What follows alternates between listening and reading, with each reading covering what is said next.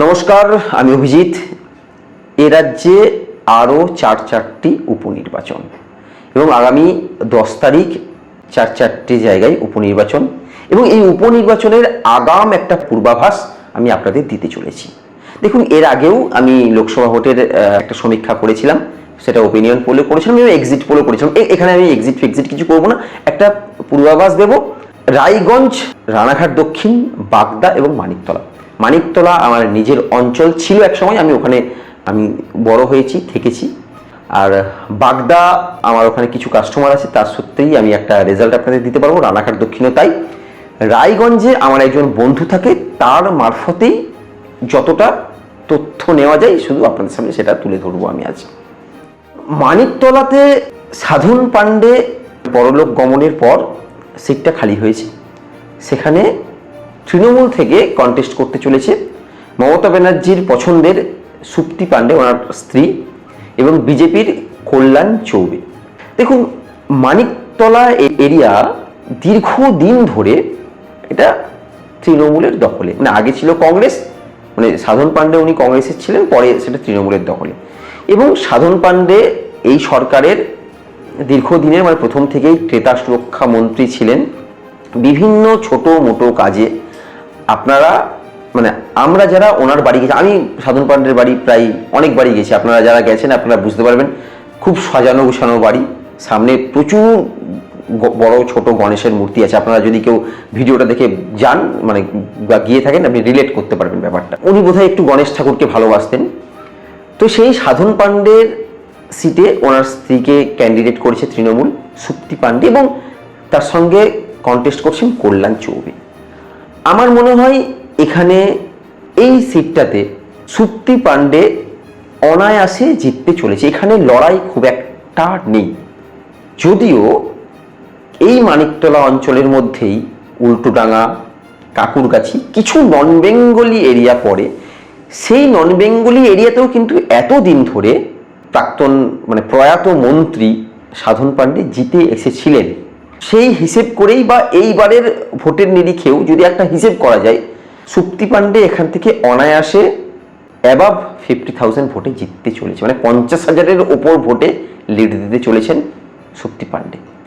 দ্বিতীয় যে আসনটা সবচেয়ে গুরুত্বপূর্ণ আসন তৃণমূলের কাছে, একইভাবে বিজেপির কাছে, সেটা হলো বাগদা। এটা বনগাঁ ওই অঞ্চলের, অর্থাৎ মতুয়া গড়ের একটা আসন। এই আসনে তৃণমূল একদম নতুন একজন ক্যান্ডিডেট, ইয়াং ক্যান্ডিডেট দাঁড় করিয়েছে তৃণমূল, মধুপর্ণা ঠাকুর। ঠাকুর বাড়ির মেয়ে, একটা ঠাকুর বাড়ির আলাদা সেন্টিমেন্ট থেকেই যায়। এবং তার বিরুদ্ধে বিজেপি যাকে দাঁড় করিয়েছে তিনি হলো বিনয় কুমার বিশ্বাস। ইনি শোনা যাচ্ছে বা দেখেছি আমরা শান্তনু ঠাকুরের নাকি খুব ঘনিষ্ঠ। কিন্তু এই বিনয় কুমার বিশ্বাসেরও একটা নেগেটিভ যদি ধরা যায়, এই বিনয় কুমার বিশ্বাস নাকি এলাকার লোক নন, উনি নাকি কৃষ্ণনগরের মানুষ। তো কৃষ্ণনগর থেকে বাগদাতে আনতে হয়েছে ক্যান্ডিডেট করার জন্য। শান্তনু ঠাকুর নাকি মাঝখানে একবার চেয়েছিলেন এখানে তার স্ত্রীকে ক্যান্ডিডেট করা হোক, যদিও বিজেপির ব্যাপারটা মেনে নেয়নি। পরে সেই শান্তনু ঠাকুর ঘনিষ্ঠই বিজয় কুমার বিশ্বাস এখানে ক্যান্ডিডেট হয়। এবং সিপিএমের ক্যান্ডিডেট অশোক কুমার হালদার, ইনিও ঠাকুর বাড়ির। সুতরাং এই বাগদা যে সিটটাতে এইবার শান্তনু ঠাকুর যেহেতু কেন্দ্রের মন্ত্রী এবং শান্তনু ঠাকুর ঘনিষ্ঠ বিনয় কুমার বিশ্বাস এখান থেকে দাঁড়িয়েছেন, সিটটা জিতে যাবার সম্ভাবনা সবচেয়ে বেশি বিজেপির, অর্থাৎ বিনয় কুমার বিশ্বাসেরই। কিন্তু তারপরেও এখানে আমি আগে সিপিএম বললাম, মাফ করবেন, কংগ্রেসের প্রার্থী অশোক কুমার যে হালদার দিয়েছেন তিনি কিন্তু যথেষ্ট কন্টেস্ট দেবে মনে হচ্ছে। তবুও এই বাগদা অঞ্চল আমার মনে হয় বিজেপি জিততে চলেছে, অর্থাৎ মধুপর্ণা ঠাকুর এখানে তৃণমূল জয়লাভ করবে না বলেই আমার ধারণা। শুভেন্দু অধিকারী কয়েকদিন আগে আমি দেখলাম বাগদাতে একটা মিটিংয়ে বক্তব্য রাখছেন যে নবান্ন থেকে নাকি নির্দেশ দেওয়া হয়েছে যে এই বাগদা অঞ্চল এবং রানাঘাট যেন তেন উপায়ন জেতাতেই হবে। তাই তৃণমূল নাকি অতিরিক্ত ক্ষমতা প্রয়োগ করে এই বাগদা অঞ্চল দখল করতে চলেছে বিজেপির থেকে। দেখুন কি হবে সেটা আমরা বলতে পারছি না। শুভেন্দু অধিকারী অনেক বড় বড় কথা বলেন, ভোটের আগেও অনেক কিছু বলেছেন, ওনার কোনো কিছুই কাজে আসেনি।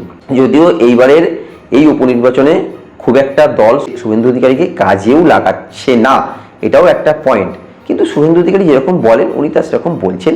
কিন্তু আমার মনে হয় এই বাগদা অঞ্চলটা, আমার মনে হয় বিনয় কুমার বিশ্বাস বিজেপি জিততে চলেছে, অর্থাৎ বিজেপি সিটটি ধরে রাখতে চলেছে। তাহলে 1 নম্বরে মানিকতলা, যেটা তৃণমূলের সিট ছিল সাধন পাণ্ডে, সেটা তৃণমূল ধরে রাখতে চলেছে, সুপ্তি পাণ্ডে জিততে চলেছে। এবং 2 নম্বর বাগদা, বিনয় কুমার বিশ্বাস অর্থাৎ বিজেপি জিততে চলেছে। 3 নম্বর আসন রানাঘাট দক্ষিণ। এই রানাঘাট দক্ষিণেই এতদিন যে বিধায়ক ছিলেন মুকুটমণি অধিকারী, উনি বিজেপির বিধায়ক ছিলেন। এবং ঠিক ভোটের আগেই আমরা দেখলাম এই মুকুটমণি অধিকারী হঠাৎ করে দল চেঞ্জ করলেন এবং তৃণমূলে জয়েন করলেন, এবং তৃণমূল তাকে টিকিট দিল লোকসভার জন্য। কিন্তু উনি লোকসভা ভোটে হারার পরেও রানাঘাট থেকে তাকে আবার বিধানসভার জন্য এই মুকুটমণি অধিকারীকেই তৃণমূল আবার টিকিট দিয়েছে। কিন্তু টিকিট দিলেও এই মুকুটমণি অধিকারী কতটা কাজ করতে পারবে বা কতটা জিততে পারবে, সেটা একটা দলের মধ্যেই প্রচণ্ড সংশয় আছে। কারণ এই রানাঘাট অঞ্চলটাও কিন্তু মতুয়া সম্প্রদায়ের অঞ্চল। এই অঞ্চলের মতুয়াদের একাংশ এই দল বদলুদের মেনে নিতে পারছেন না। সেখানেই বিজেপি কিন্তু একটু হেভি ওয়েট অর্থাৎ মনোজ কুমার বিশ্বাসকে প্রার্থী করেছে, এবং সিপিএম করেছে অরিন্দম বিশ্বাস কিন্তু যথেষ্ট এলাকার পরিচিত এবং স্ট্রং ক্যান্ডিডেট। যদি সিপিএম বিরাট ভোট না কাটে তাহলে হয়তো মনোজ কুমার বিশ্বাস হেরে যেতে পারে, অর্থাৎ মুকুটমণি অধিকারী জিততে পারে। কিন্তু আমার মনে হয় না সিপিএমের আজকের দিনের ওই 7-8% ভোটকে সেটাকে 17-18-20% ভোট করতে পারবে বলে আমার মনে হচ্ছে না। সুতরাং এখানে মনোজ কুমার বিশ্বাস অর্থাৎ বিজেপি এই 3 নম্বর আসনটাতেও বিজেপি জিততে চলেছে। আমার ধারণা মনোজ কুমার বিশ্বাস জিততে চলেছে। 4 নম্বর সিট রায়গঞ্জ। দেখুন রায়গঞ্জেও একই ব্যাপার, কৃষ্ণ কল্যাণীকে দাঁড় করানো হয়েছিল, একইভাবে দল বদল করে এসেছিলেন, কিন্তু কৃষ্ণ কল্যাণী টিএমসি থেকে হেরে যায়। সেই কৃষ্ণ কল্যাণীকে আবার বিধানসভার টিকিট দেওয়া হয়েছে। এবং বিজেপিতে যাকে টিকিট দেওয়া হয়েছে মানস কুমার ঘোষ, এবং কংগ্রেসের মোহিত সেনগুপ্ত। দেখুন এই মোহিত সেনগুপ্ত কিন্তু যথেষ্ট লড়াকু, এবং আজকের কংগ্রেসই নয়, এত দল বদলুর যেখানে এত কংগ্রেস ভেঙে তৃণমূল সবাই আস্তে আস্তে চলে গেছে, কিন্তু এই মোহিত সেনগুপ্ত আমরা দেখেছি দীর্ঘদিন ধরে উনি কংগ্রেসটা করেছেন, কংগ্রেসটা ধরে রেখেছেন, এবং রায়গঞ্জে একটা কংগ্রেসের বেস আছে আজও। কিন্তু তারপরেও আমার মনে হচ্ছে, কেন জানি না, এই রায়গঞ্জ সিটটা কৃষ্ণ কল্যাণী এইবারে জিততে চলেছেন, অর্থাৎ মোহিত সেনগুপ্ত কংগ্রেসের ভোটটা কোথাও একটা সুইচ করে টিএমসিতে যেতে চলেছে। এবং বিজেপি যে রায়গঞ্জ লোকসভা ভোটে জিতেছে, কিন্তু সেই বিধানসভা ভোটে আমার মনে হয় বিজেপি সিটটা ধরে রাখতে পারবে না, অর্থাৎ মানস কুমার ঘোষ হারতে চলেছেন এবং কৃষ্ণ কল্যাণী জিততে চলেছেন। সুতরাং কি হলো, এই 4টে আসনের মধ্যে 1 নম্বর মানিকতলা তৃণমূল জিততে চলেছে, 2 নম্বর বাগদা বিনয় কুমার বিশ্বাস বিজেপি জিততে চলেছে, 3 নম্বর রানাঘাট দক্ষিণ মনোজ কুমার বিশ্বাস বিজেপি জিততে চলেছে, এবং রায়গঞ্জ কৃষ্ণ কল্যাণী টিএমসি জিততে চলেছে। অর্থাৎ 4টের মধ্যে 2টো টিএমসি 2টো বিজেপি জিততে চলেছে। এই হলো আমি যতটা অ্যানালাইজ করেছি বা যতটা বুঝেছি তা। আপাতত 10 তারিখের মানুষ কি বলে সেদিকে আমরা প্রত্যেকেই চোখ রাখবো।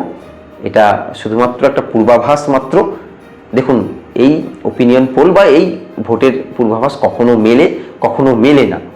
এইবারে আমরা যেমন অনেকটাই মিলিয়ে দিতে পেরেছিলাম, আশা করছি এইবারের যে 4টে উপনির্বাচন 10 তারিখ হবে, আশা করি আমি 98% মিলিয়ে দিতে পারবো। আপাতত এইটুকুই। আপনারা প্রত্যেকেই ভালো থাকবেন। আজকের মতো বিদায়।